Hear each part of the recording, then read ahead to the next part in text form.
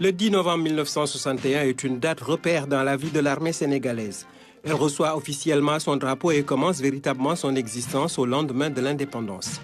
À l'époque, elle comportait des survivants des campagnes d'Indochine, de l'Algérie et même de la Seconde Guerre mondiale. Des hommes qui ont connu 2 drapeaux tricolores.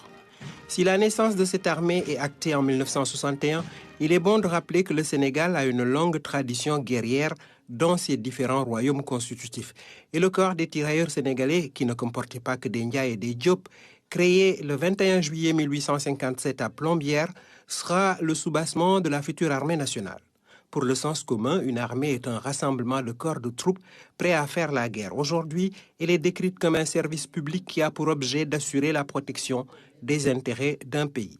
Dans l'esprit de beaucoup, l'armée est un instrument de la guerre. Historiquement et plus généralement, elle l'a été et continue dans certaines parties d'un monde troublé à avoir cette fonction. Si l'armée prépare à la guerre, elle permet aussi de faire face à de nombreuses situations de crise, d'être en définitive résilient. Son organisation fondée sur le respect de la discipline, son sens patriotique élevé, allant jusqu'au sacrifice suprême et son adaptation par l'entraînement rigoureux aux crises la rendent utile en temps de paix.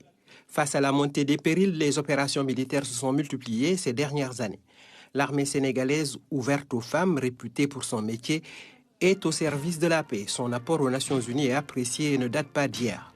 Coûte-t-elle cher? Son coût est celui d'une prime d'assurance tout risque.